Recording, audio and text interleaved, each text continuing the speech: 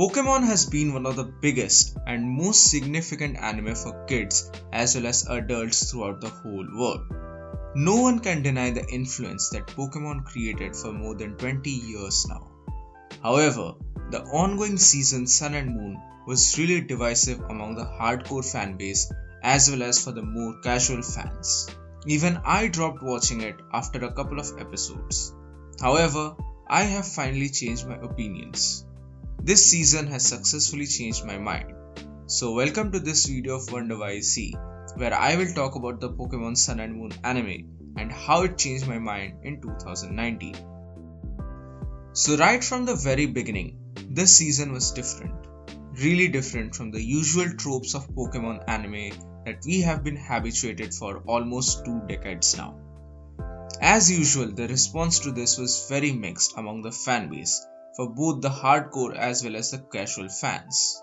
But surprisingly enough, the hardcore fanbase seemingly accepted this change much better than the casual fans, who kept on complaining how bad this season was in comparison to the original series.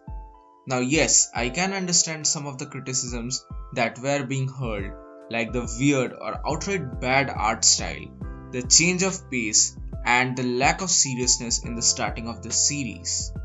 I myself was not at all a fan of this season's art style, as well as the starter Pokemons, but many of these criticisms from these so-called fans were quite baseless and hypocritical if you ask me, as these are the same fans that stopped watching the show after Johto and consider everything after that to be bad, which is quite an absurd assumption because the Diamond and Pearl and the XYZ were 2 of the most well-received and well-made seasons.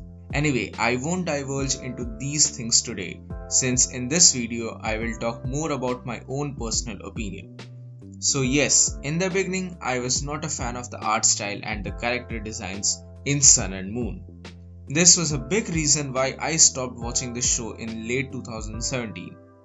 At that time, I had very little idea or knowledge about art styles, animation techniques, and its intricacies.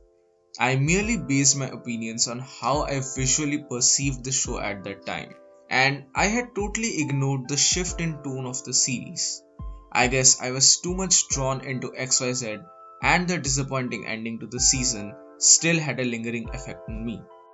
Anyway, fast forward to late 2018. I saw some episode screenshots on Instagram that looked really interesting to me, and that's when I decided to check out the season once again. And behold, I was actually quite stunned. The episode captured my attention very well, and the art style was no longer a big bothering point for me. I slowly but steadily started to appreciate this new tone for the series, and that's when I started to seriously start watching this show. And now in 2019, when this season is coming to an end, I have very positive affinity towards this season. Let me explain why. But before proceeding any further, let me make this very clear that this video will obviously contain major spoilers for this season, so you have been warned beforehand. Anyway, the first big reason why this season changed my initial thoughts were the ability to take risks and implement changes. This is a very huge thing, especially for a big series like Pokemon. Pokemon has always played it safe with its anime, and unlike Digimon, it has always refrained to give up on the tried and tested formula of Ash traveling to a new region with a clean slate of Pokemon, battle the gyms, and try out the main league. But things changed in Sun and Moon, and this overused formula was dropped for a more slice of life like series. Here, Ash went to a school, so we got to see a lot more human and Pokemon interactions that were not just battle based, and due to this, the eventual battle scenes felt really fresh and hard earned. There was a totally new vibe to this series, and that is something that I liked right from the very beginning of the show. As a result of this new storytelling technique, we get a lot more character development. This season had legitimate and solid characters that were not just a stepping stone for Ash in order to rise up in his journey. For the first time, we got to see a big fatherly figure for Ash in the form of Professor Kukui.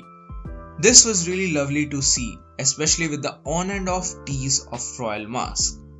Moreover, now that this season is finally coming to an end, I kind of appreciate this bond even more. Well, of course, there are many more character developments that were really heartwarming to see, like that of Lily, Kiawe, and even Team Rocket.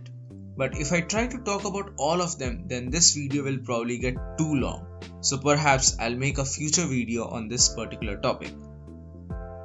Now, despite the more childlike character designs and animation choices, this series is actually a lot more dark, featuring many mature plot lines along with an actual Pokemon death.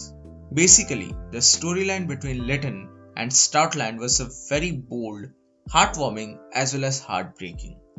To be very frank, I never thought that the Pokemon anime would diverge into a mature storyline like this without having a world-ending backdrop. Anyway, one of the best aspects about this season was that it didn't outright forget the past. This season was kind of very much self-aware. It really felt as if the creators knew that nostalgia sells, and without cheaply rehashing old storylines, this season managed to deliver some of the best nostalgic stuff for the longtime fans of the series. From Ash returning to Pallet Town right in the middle of the season, to a return of Misty and Brock in the best manner possible. Moreover, that match between Ash and Misty along with Mega Gyarados was really awesome. Even his mom is a lot more involved in this season, something which we don't get to see a lot often. There were many more nostalgic elements in Sun and Moon, but it never disturbed the main storyline narrative. And even Team Rocket felt really entertaining this season with the addition of Mimikyu and the whole dynamic of Beware saving them. And as I said before, because of the new approach of this season, the story felt really fresh with the elements of island trials and totem Pokemons. Now that being said, I am not the biggest fan of the Ultra Beasts and the Z moves and their mechanics in the battles. To me, it felt like a really broken ability, but never mind that. When I saw how the Z move was implemented, especially in the case of Pikachu in the anime, damn, I was blown away. I was genuinely blown away because that was everything that I wanted to see from Ash's Pikachu, or rather, God Pikachu. That's the level of respect Pikachu deserves, and let's be honest, we all wanted to see God Pikachu just go berserk. I remember that in the original season, when Pikachu jumped in front of Ash and protected him from the group of Spearows. Since then, I had always wanted to see Pikachu utilize the Thunder Clouds and do an all-out Thunder move. And that's exactly what happened in this season in the form of the 10 million volt Thunderbolt Z move. And lastly, I know that this is the main reason for which you all have been waiting for until now, and that is of course Ash winning the Alola League. It was a happy surprise for all the original fans of the series that after 20 years, after nearly 20 years, our protagonist, our hero, Ash Ketchum finally won a Pokemon League in the best possible fashion. And not only that, he also beat the regional champion and the legendary Pokemon in the best possible fashion. Guardian Day Alola vs 10 million volt Thunderbolt was simply a watching spectacle. The animation was epic, and the subtle homage to the iconic father-son Kamehameha was breathtaking. It just goes on to describe the journey and hard work that Pikachu and Ash have done for all these years. Genuinely speaking, Pokemon Sun and Moon has managed to change my mind in a way that has not happened to me before. There are so many small details that you can appreciate over time, like the addition of one of my absolute favorite music tracks from Pokemon, that is, the Ash Greninja soundtrack in the battle, then the whole storyline with Ash's Lycanroc. Also, he doesn't just have one single rival this season. Instead, he has multiple rivals that push him and his Pokemon forward. Yes, there are some rehashed storylines, Like Litton's story is kind of similar to Infernape and so on and so forth, but the story manages to capture those nostalgic elements and give them a very beautiful charm. Now, is this the best Pokemon season of all time? Perhaps no, because in my honest opinion, I still feel that Sinnoh and Kalos are better seasons. However, Alola does come at a solid third place in my own personal rankings. I still can't get my head around on the character designs, but the animation quality was superb and the story was fantastic, giving the long-time fans of this beloved franchise something to absolutely love. In a way, I was proven wrong, and in the end, I really fell in love with this season. So thank you Pokemon Sun and Moon. Anyway, so that's it for today. Thank you so much for watching. This was my opinion. What are yours? Are you a fan of Pokemon Sun and Moon?